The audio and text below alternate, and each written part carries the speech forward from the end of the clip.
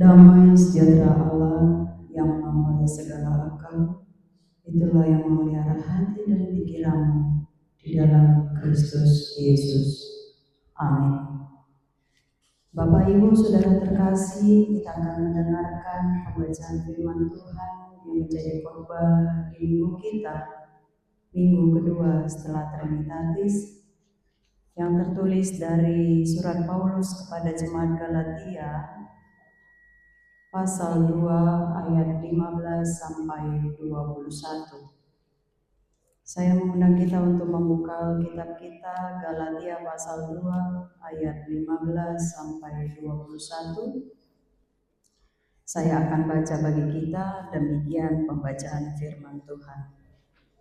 Menurut kelahiran, kami adalah orang Yahudi dan bukan orang berdosa dari bangsa-bangsa lain. Kita tahu bahwa tidak seorang pun yang dibenarkan karena melakukan hukum Taurat, tetapi melalui iman dalam Yesus Kristus. Sebab itu, kami pun telah percaya kepada Kristus Yesus, supaya kami dibenarkan karena iman dalam Kristus dan bukan karena melakukan hukum Taurat. Sebab tidak ada seorang pun yang dibenarkan karena melakukan hukum Taurat. Namun, jika kami sendiri, sementara kami berusaha untuk dibenarkan dalam Kristus, ternyata adalah orang-orang berdosa, apakah hal itu berarti bahwa Kristus adalah pelayan dosa? Sekali-kali tidak. Jikalau aku membangun kembali apa yang telah kurompak, aku menyatakan diriku sebagai pelanggar hukum Taurat. Sebab aku telah mati oleh hukum Taurat untuk hukum Taurat supaya aku hidup untuk Allah. Aku telah disalibkan dengan Kristus. Namun aku hidup, tetapi bukan lagi aku sendiri yang hidup, melainkan Kristus yang hidup di dalam aku. Hidup yang sekarang aku hidupi secara jasmani adalah hidup oleh iman dalam Anak Allah yang telah mengasihi aku dan menyerahkan dirinya untuk aku. Aku tidak menolak anugerah Allah, sebab sekiranya ada pembenaran melalui hukum Taurat, sia-sialah kematian Kristus. Demikian pembacaan firman Tuhan. Shalom. Shalom. Bapak Ibu Saudara terkasih, ada sebuah cerita tentang anak sekolah yang pada saat itu sedang menerima rapot sebagai hasil evaluasi belajar sekolahnya. Jadi anak ini menerima rapot, dia lihat rapot itu, lalu dia menjadi lemas, cemas, dan sedikit uring-uringan. Karena rapot yang dia lihat nilainya tidak bagus. Itu sebabnya kecemasannya semakin mendalam.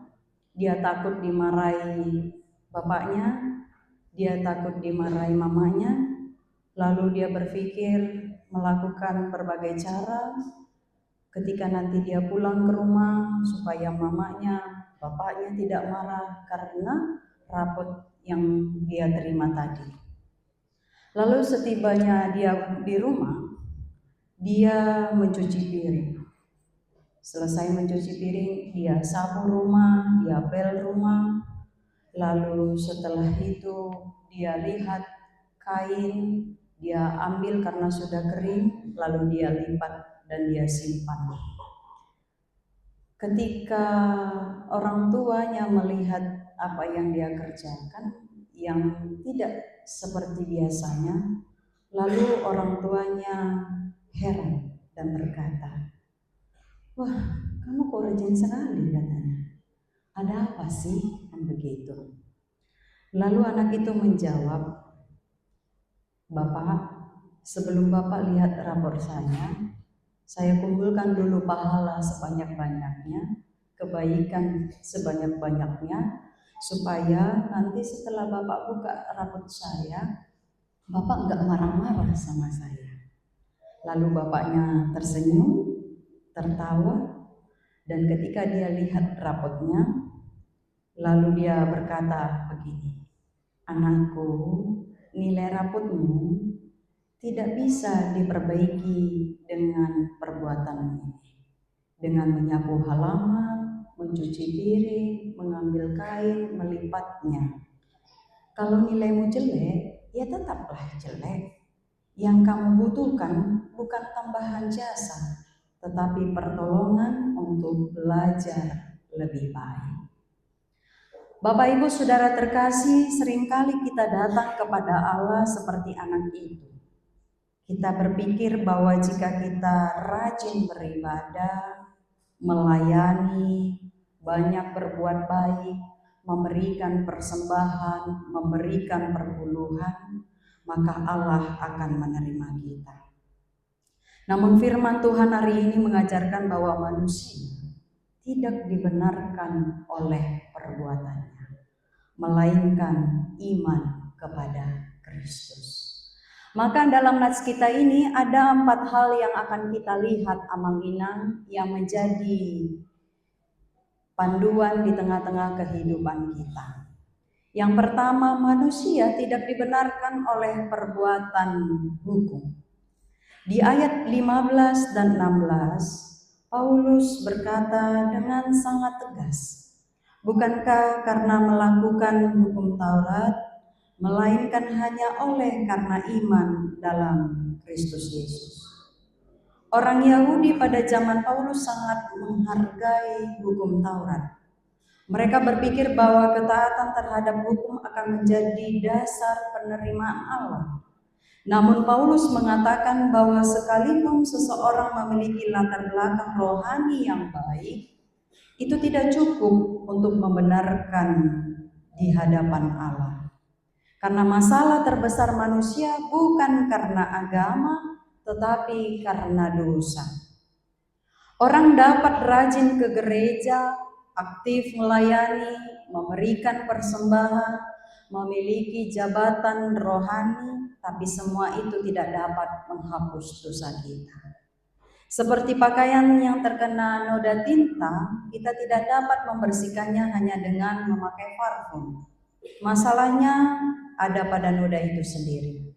Demikian pula dosa tidak dapat dihapus oleh usaha manusia. Itu sebabnya jangan menggantungkan keselamatan kepada keanggotaan gereja. Saya sudah menjadi jemaat HKBP, saya sudah menjadi parhalado misalnya, saya sudah melayani misalnya, atau kepada tradisi keluarga Kristen, mama saya sudah baptiskan saya, lalu dengan baptisan itu saya bisa berbuat dengan sesuka hati, atau kepada kebajikan moral, ketika saya kasih persembahan banyak-banyak, maka saya dibenarkan karena persembahan itu. Tidak, keselamatan hanya ada dalam Kristus. Inilah yang menjadi persoalan Bapak Ibu di jemaat Galatia pada saat itu. Ketika Paulus datang menyampaikan kabar Injil ke tengah-tengah gereja mula-mula yang ada di Galatia, lalu mereka menerima Injil itu dan dengan kuasa Roh Kudus menerima Injil dan mereka ikut diselamatkan dan dibaptis. Tetapi setelah Paulus melanjutkan pelayanannya, tiba-tiba ada pemberitaan tentang hal-hal yang lain, sehingga dengan cepatnya mereka menerima pemberitaan yang tidak sesuai dengan Injil Tuhan. Maka Galatia 1 ayat 6, Paulus berkata, "Aku heran bahwa kamu begitu lekas berbalik dari Dia yang dalam anugerah Kristus telah memanggil kamu dan mengikuti sesuatu Injil lain." Maka pada saat itu para rasul yang sedang memberitakan termasuk Kefas menganggap bahwa orang-orang Yahudi yang lebih rohani daripada orang non-Yahudi, orang Yunani pada saat itu, sehingga menganggap bahwa hukum Taurat adalah segalanya. Ketika mereka melakukan hukum Taurat, hati mereka sudah dibenarkan oleh hukum Taurat itu sendiri. Maka Paulus mengingatkan termasuk Kefas sebagai rasul pada saat itu, bahkan sekaligus mengingatkan Kefas sendiri selaku rasul, ia juga tidak sempurna melakukan hukum Taurat yang disampaikan. Pada saat itu Kefas di Galatia 2 ayat 11 sampai ayat 14, kita nanti bisa baca, diceritakan Kefas pada saat itu sedang makan dengan orang-orang yang tidak bersunat. Lalu ketika Yakobus datang, lalu dia berusaha untuk menggeserkan diri. Lalu Paulus melihat itu. Maka Kefas yang menganggap dirinya adalah orang Yahudi, orang benar, ia juga tidak mampu melakukan hukum Taurat. Karena pada saat itu bahwa orang yang bersunat dan tidak bersunat itu tidak boleh makan satu meja. Itu dianggap najis, itu dianggap tidak baik. Tapi Kefas melakukan itu. Maka Paulus mengingatkan bahwa bukan karena hukum Taurat kita dibenarkan. Bahkan di Galatia 3 ayat 1, Paulus dengan keras mengecam orang-orang yang ada di Galatia.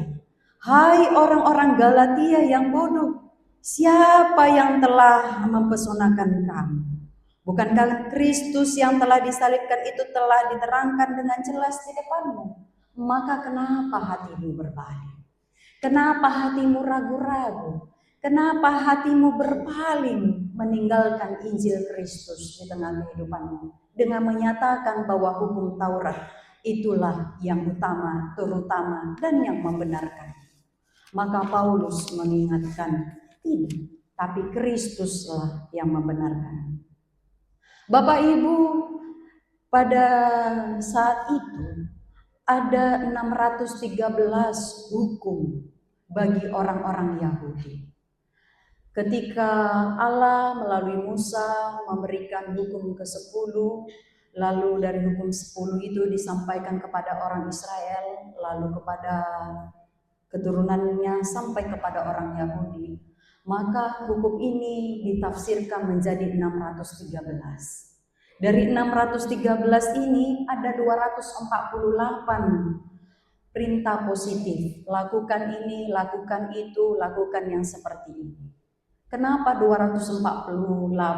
Ini mengingatkan bahwa bagian tubuh kita, kalau didok bahasa Batana, adong 242 lu boli-boli di julma. Maka itu melambangkan ketika kita melihat manusia ada sesuatu perintah positif untuk yang harus kita lakukan. Lakukan ini. Jadi mulu yang saya sahalak, lakukan ini, lakukan ini. Dan ada 365 larangan negatif. Jangan lakukan ini, jangan lakukan ini, jangan lakukan ini. Ini mengingatkan 365 hari. Maka setiap hari kita diingatkan pada sebuah larangan. Hari ini larangannya begini, besok larangannya begini, kemarin lusa larangannya seperti itu. Maka setiap hari ketika kita melihat orang dan setiap hari ketika kita menjalani kehidupan, ada banyak larangan dan perintah yang harus kita lakukan di hukum Taurat. Maka Paulus mengingatkan, tidak ada orang yang mampu melakukan itu dengan sempurna. Termasuk sekaliber para rasul, termasuk orang siapapun. Tidak ada yang sempurna. Kenapa? Karena keberdosaan kita. Itu sebabnya Manginang diingatkan Paulus. Kalaulah karena hukum Taurat kita dibenarkan, apa gunanya Yesus Kristus yang datang ke dunia ini? Marilah kita sama-sama lakukan hukum Taurat. Maka kalau kita dibenarkan dengan hukum Taurat, ketika bahasa Latana lipe hitasian hukum Taurat, berarti dang boy behitasikop di bagasan manusia. Kita diingatkan bahwa bukan karena hukum Taurat. Pertanyaannya, apakah berarti hukum Taurat tidak penting? Penting. Apakah hukum Taurat itu berguna? Berguna. Maka hukum Taurat pun diberikan kepada bangsa Israel, walaupun kemudian diterjemahkan atau ditafsirkan, itu mengingatkan kita Molo didoho di bahasa Batak songot hadang doi, sangan songon sorminan doi, paingoton muluta.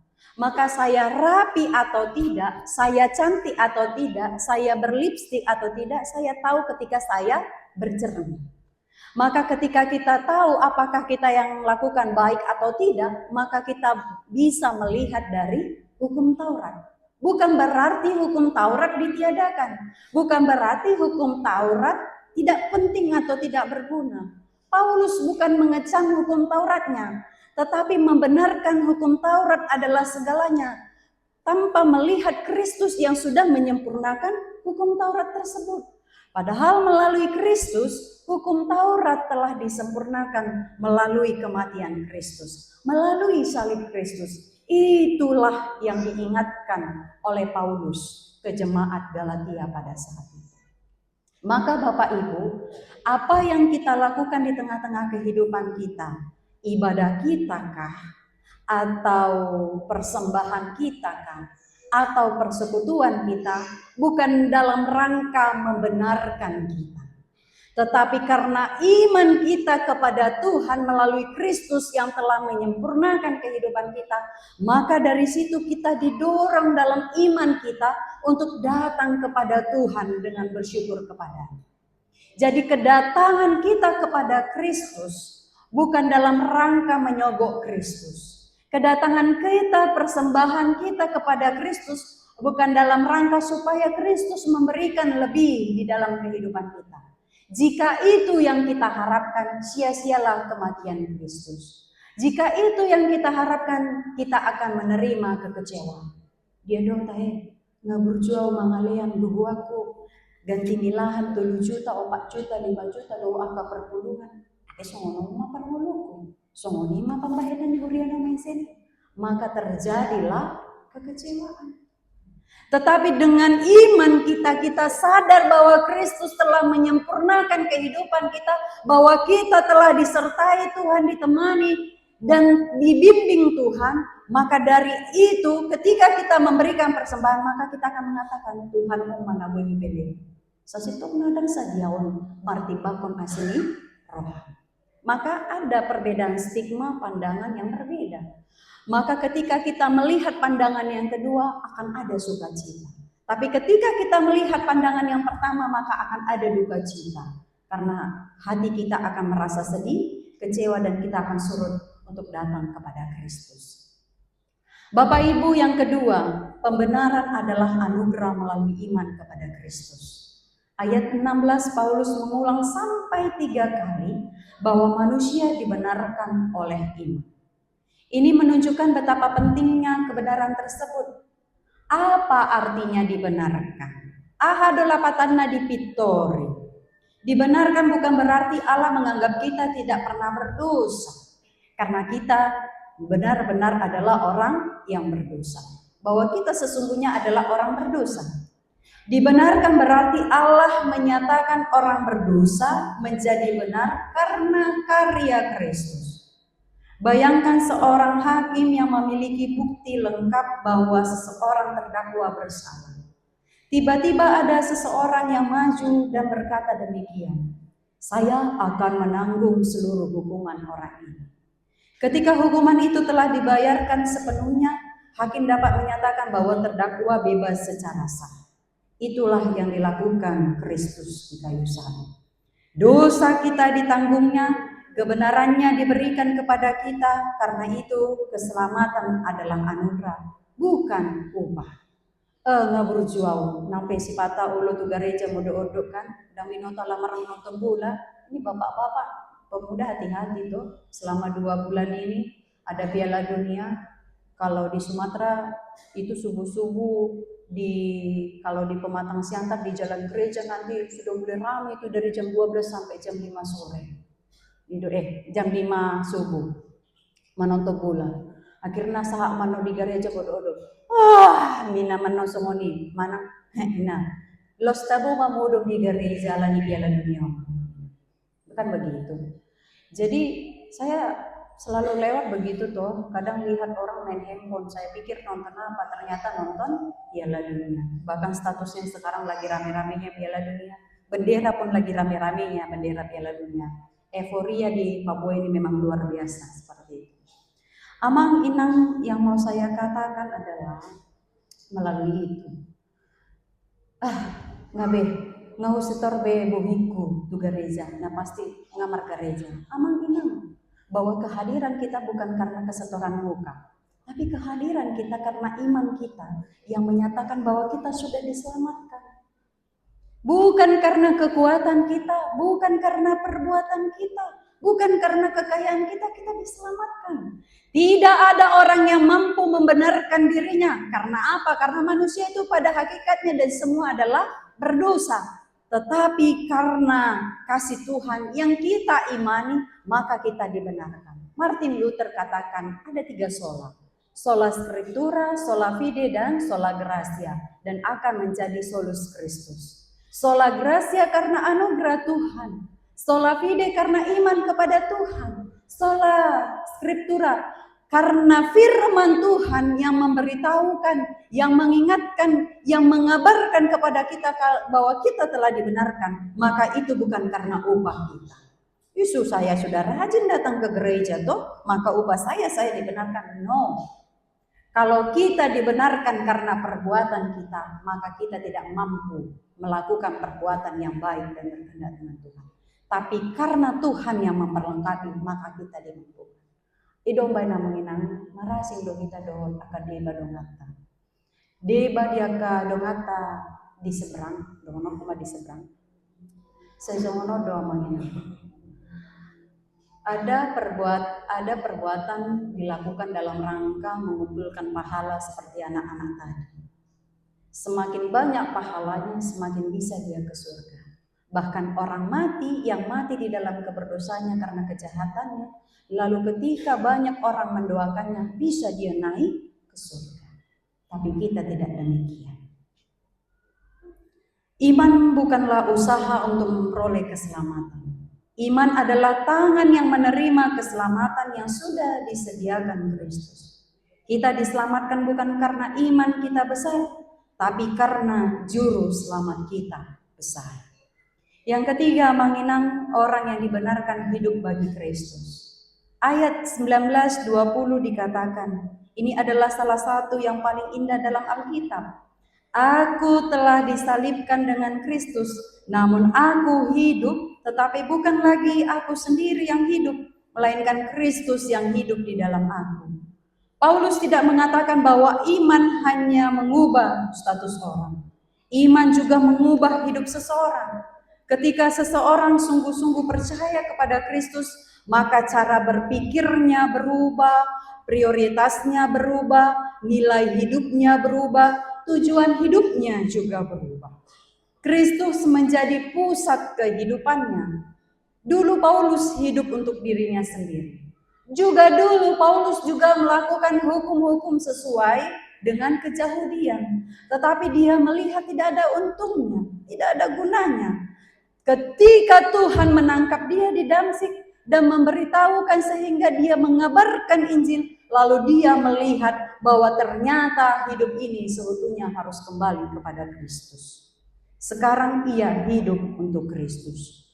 Dulu ia mengandalkan usahanya, sekarang ia mengandalkan kasih karunia Tuhan. Karena dengan usahanya dia tidak mampu. Da pangalili dona jolo si Paulus, andorang si Paulus si Saulus. Alaidang marlapatan dilelebana, isena somangulaun hukum Taurati patiki badilelebana. Dan dialah yang secara ketat melakukan itu, tapi nggak ada gunanya. Tapi ketika Tuhan menangkap dia melihat bahwa Kristuslah seluruhnya, maka dia merasa bahwa hidup dia berguna. Dan itulah yang dia imani. Seorang sopir taksi sedang mengemudi. Selama beberapa perjalanan ia memegang kemudi dan menentukan arah. Lalu ia sadar, Bapak Ibu, Saudara terkasih, ia tidak tahu jalan menuju tujuan yang benar. Kemudian datang seorang pemandu yang benar-benar tahu jalan itu. Pilihan terbaik adalah menyerahkan arah perjalanan kepada orang yang lebih tahu. Demikian juga kehidupan orang percaya. Ketika Kristus menjadi Tuhan, kita menyerahkan kendali hidup kita kepada-Nya. Jadi dong saat kami di Papua, buknya kearisan tuh, Jadi nggak tahu di mana tempatnya, selalu di-share lokasi. Inang songonak anon adong manise di punguan marga sedia. Jadi di-share lokasi. Pertanyaan begitu. Tapi amang inang sebanyak share lokasi yang pernah saya dapat dan yang saya jalani. Udah si patah lokasion, belok kanan, belok kiri, belok kanan, belok kiri. Habe diputar-putar modu, diputar-putar perjalanan. Isodo ale belok kanan, belok kiri, belok kanan, belok kiri, belok kanan, dan saat tujuan. Habe disodo mana? Anda sudah sampai, tak dimanapun sampai nggak tahu. Maka beberapa kali saya telepon, saya sudah di sini, tolong saya dijemput, saya bilang. Amang inang, apa yang mau saya katakan? GPS itu aja pun tidak sempurna. Tapi GPS siapa yang sempurna? Hanya GPS Tuhan. Tuhan katakan belok kanan, belok kanan. Karena kalau kita tidak mau, maka kita akan menjadi lilu, mulu bahasa Batak. Kalau GPS di kehidupan ini, di dunia ini bisa membuat kita berputar-putar, tapi GPS Tuhan akan membuat kita aman dan nyaman. Maka serahkanlah semua kepada Tuhan, karena kita dibenarkan hidup bagi Kristus.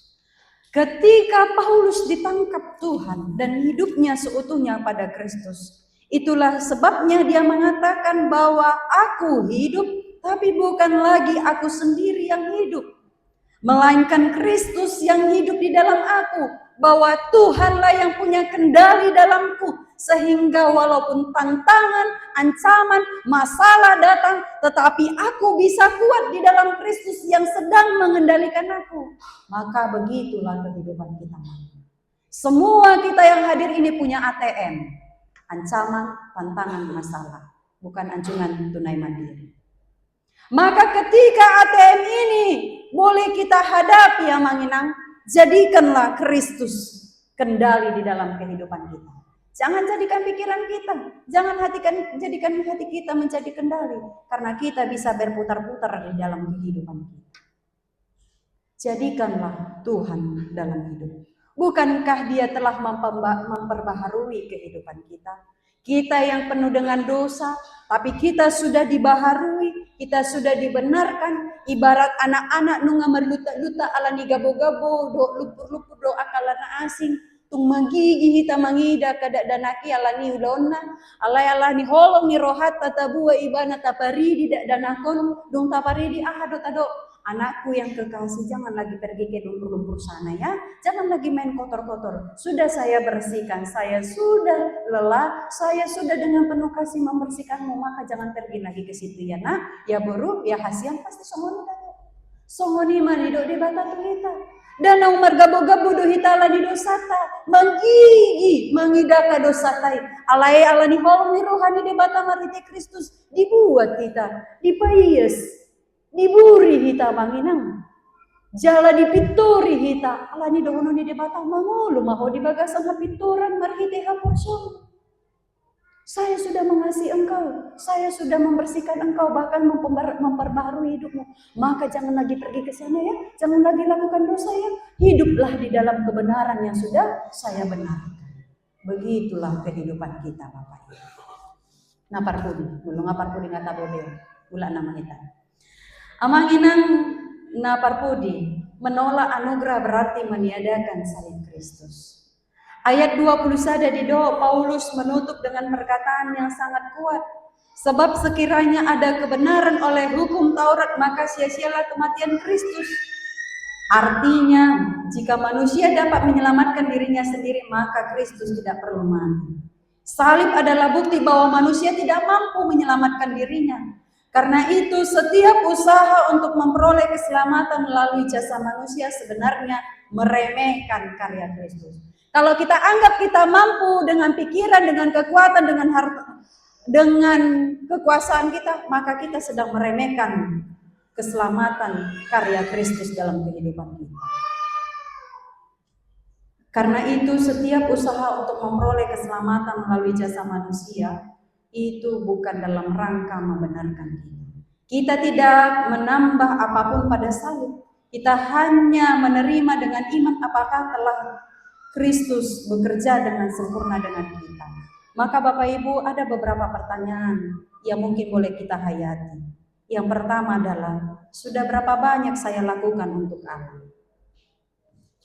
Lalu, apakah saya sudah sungguh-sungguh percaya kepada Kristus dan bersandar pada anugerahnya? Keselamatan bukan hasil usaha manusia yang naik kepada Allah, tapi keselamatan adalah kasih karunia Allah yang turun kepada manusia melalui Yesus Kristus. Itu sebabnya Galatia 2 ayat 20 katakan, aku hidup oleh iman dalam anak Allah yang telah mengasihi aku dan menyerahkan dirinya untuk aku. Amang inang adigan tahe ibadah keluarga di sana. Natuari. Berarti itu tahe? Berarti rapat dodo parogati. Jadi amang inang taulah honde tahe. Taulah honde bang. Adong naso mangulah. Aduh. Saya tahu di Rogate berapa banyak yang melakukan dan berapa banyak yang tidak, karena ada laporan. Selain laporan pertanian, karena kita punya Twinbond, ini juga bagian dari laporan. Sebenarnya laporan ini bukan memaksa jemaat untuk melakukan ibadah, cuman mengingatkan. Kita itu perlu diingatkan, karena keberdosaan kita ini mungkin kita kadang murah-murah lupa atau murah-murah bagaimana begitu, sehingga kita perlu diingatkan. Amang inang tiki PHD, adong masalah ina mandau songomang. Ternyata inang rekod dohita pahoton ibadah keluarga. Mulubui gano pare. Memang sebenarnya HKBP ingatkan itu setiap hari. Itu sebabnya kalau Bapak Ibu punya almanak, di almanak itu ada ayat harian. Ada bacaan pagi, ada ayat harian, bacaan malam, dan nyanyian. Jadi dalam rangka ini keluarga diingatkan untuk tetap beribadah kepada Tuhan. Alai si patalani situasi dulu kondisi dan tarulau kita. Alai songon keluarga parhalado ala amboku sintua Jesi agian, tapi bukan namang Jesi agian di sini yo. Nampai amboku tong. Gitu. Jadi ala manugut ikut sekolah kami amokku guru, inoku guru, mulai siang sekolah nunga jam 1:30, dukoni ala godak kami, adong tambahan niulaon, ikut lau kami tu balian nasianon satu rogate dawana, mulai siang balian nanon sudah do kami dibuat tu balian, mulai mau nanon japitu saat dijabu, ala au siakang aparapuan, laos mangalopa mo mangaradoti si panganan, dong saya non rak manga mahal, dong saya rak manga kami, mangulon mangan, saya non dang boyon langsung dibawa nasa dicuci, alai dipasidi maju stokin, uhur disuku namukuma, anaha boha parsikolamu, anaha boru do hamina ono, dong saya disukun ditanya komo. Amang inang bahasa hudo carita songoni, odo deng dohonku, riko do kita makala putih, huriana metmeti, isi de huriana metmeti, ima keluarga. Jadi dari pertanyaan tadi bahwa ibadah keluarga itu bukan hanya formalitas, maka sekali sebulan itu hanya jalan huria pahipuhon jala paimoto kita. Mula tuhita doa manginang laku bangka bulu. Mula nunga dipitori hita marhite haporsyota, dada alani ulahon marhite ibadah keluarga nasian hurei, alas selalu totalitas ningolutai konta pahipu do Tuhan. Maka itu jalan gereja. Kalau jalan gereja juga udah pahipu, hidang taulau kubu tu yang mungkin. Kenapa? Karena begini, semakin maju zaman, semakin besar tantangan. Najulu saya dukung aku, nah maulah kamu, iya kan? Hape nuang dohono kutong, hape ono pang, tulung di jabunami dohono kutong, nah maulah nalakon, kan begitu. Maka semakin maju zaman, semakin besar tantangan. Lapatan namanginang semakin banyak yang diperhadapkan kepada kita. Molo sujamot tita manginang, tang tabo to sondian non. Regenerasi di keluarga ta, regenerasi budaya. Kita berharap generasi kita menjadi generasi emas.